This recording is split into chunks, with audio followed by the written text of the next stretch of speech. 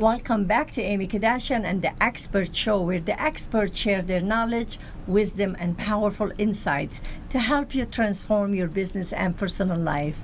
This show is about real world education and beyond.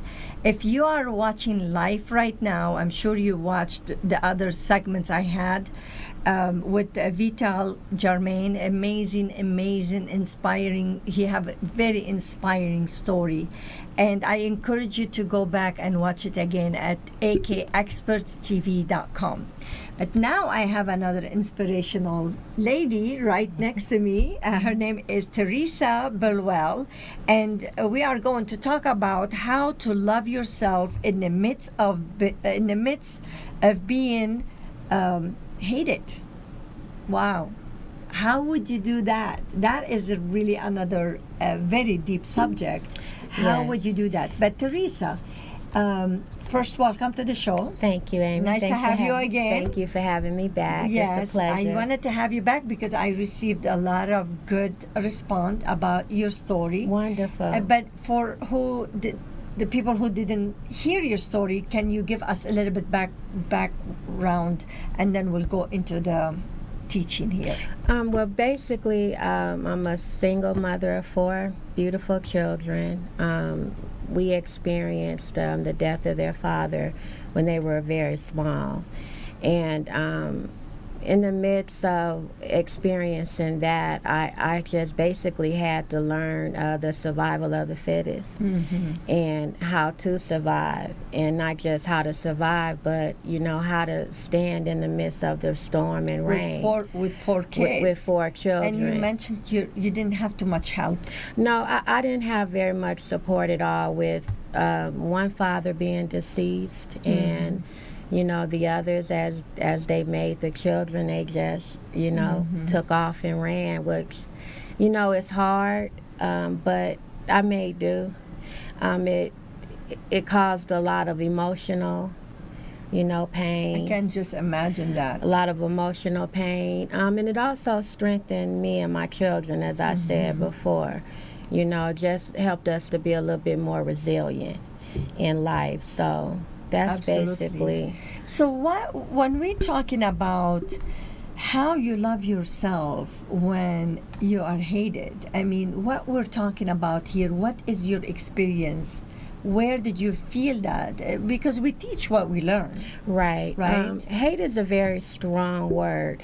My grandson often says, "Oh, I hate that," and I try to explain to him that you can dislike things, but when I refer to hate, it comes from a very deep, rooted background where the individual or individuals have a strong, well, we know what the definition is a strong dislike for a person.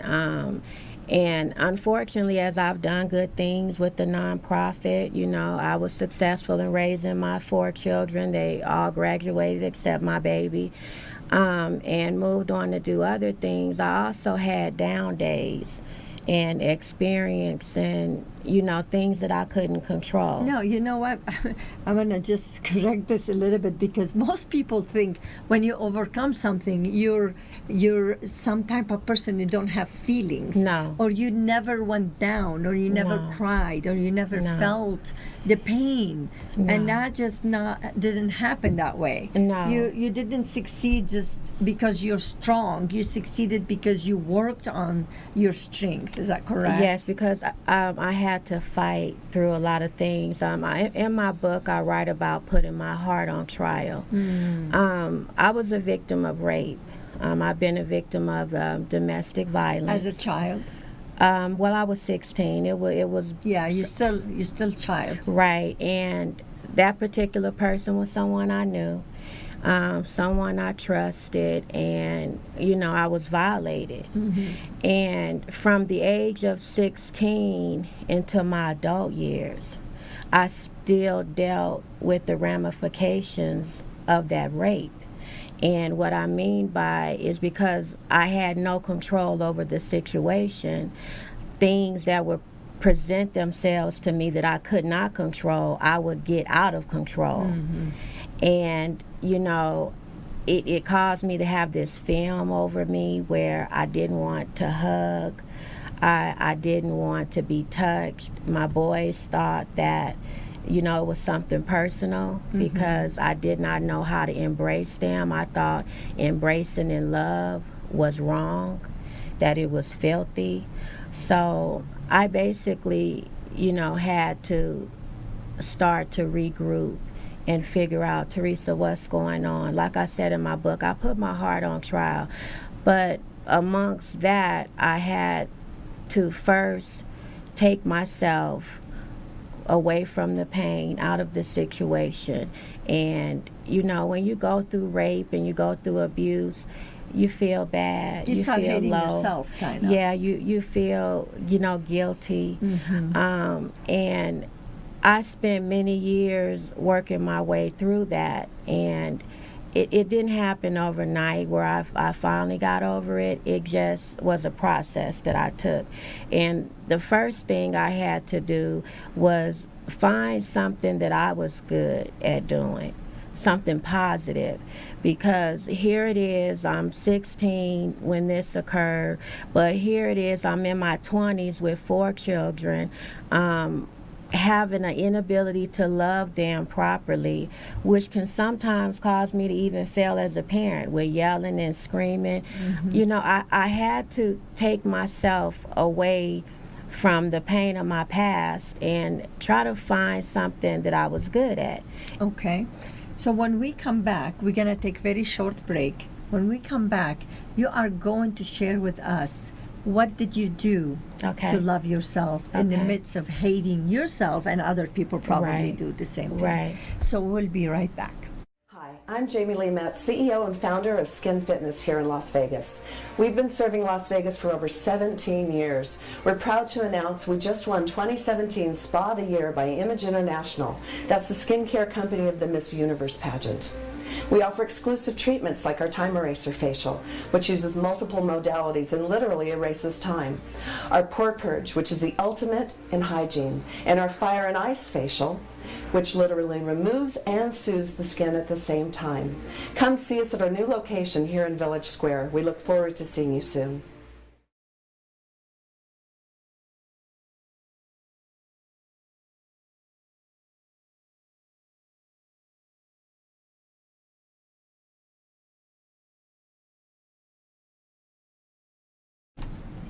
Welcome back. We are with Teresa Bolwell, and she's sharing her inspiring story, and I'm hoping that you will walk away really inspired and use some of the things that she's sharing with us that helped her see light through darkness.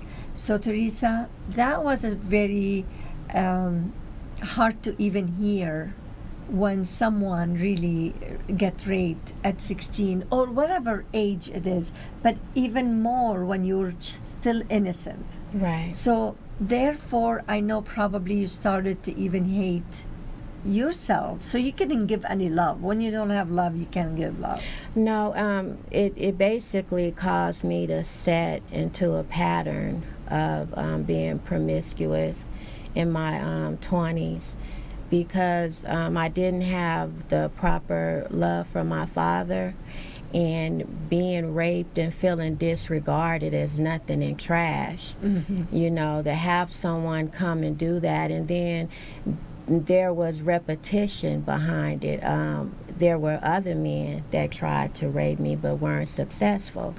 And so trying to maneuver through life, and you have these volatile, violent, ugly things occur to you, you know, it began to take a toll on my self-esteem. Absolutely. And I searched for love in all the wrong places, and desired attention from men. And so in my 20s, I got involved with a violent, domestic violent relationship, and I thought that was love.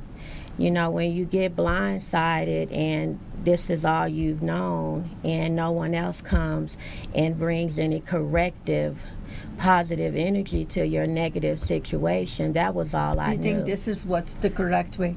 Do you think this is what inspired you to write a book and going out and talking about your struggles, so because you want to make sure no one else go through this. Yes.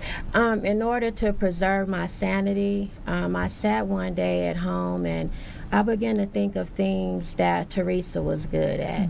You know, not just the men that, you know, back in my younger days, I was a little smaller that thought I was pretty and only good for sex. I had to dig deep and find out, what is Teresa good at doing?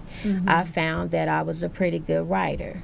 You know, Nice. I wrote the book, The Root of Rejection, which is on Amazon.com and Goodreads.com. I started to do the paperwork for my nonprofit. I made a decision that I didn't have any help, and like I stated when I was here before, if I can help one person, that would be enough. that would be satisfying to my heart. Yeah. And so I began to work on things that were positive. Can you tell us a little bit about your nonprofit, and then we don't have too much time to go deep into how to love yourself. We need to learn from you how you did love yourself. So tell me a little bit about your nonprofit. What is it all about? And you still have it? or Yes, I've had it for 16 years. It's Wow. Single Family Services. I help families or individuals in need. There's no discrimination to what I do.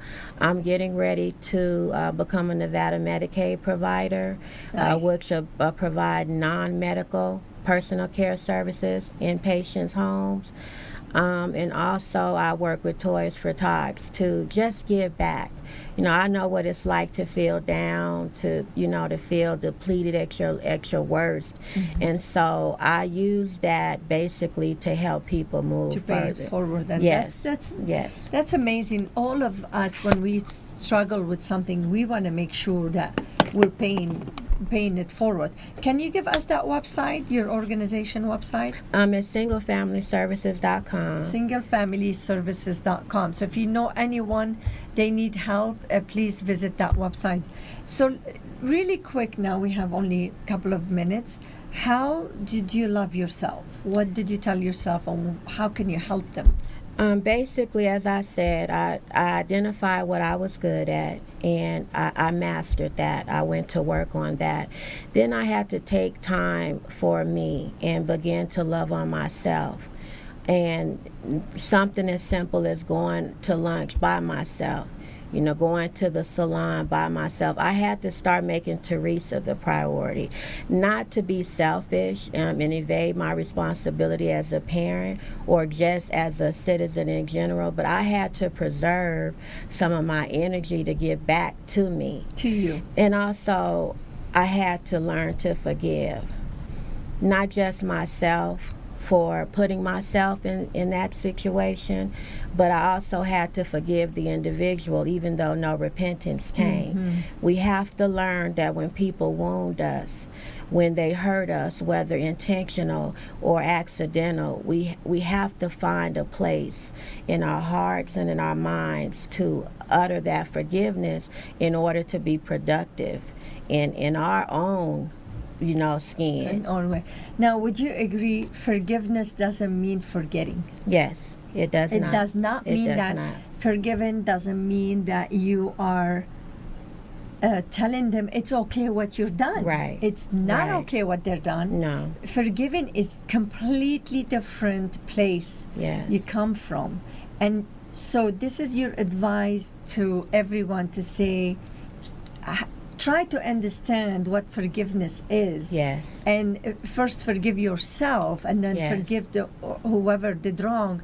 And again, doesn't mean is to forget what they're done. Is Right. that You're what it is? you're not advertising, oh, it's okay, come do it again.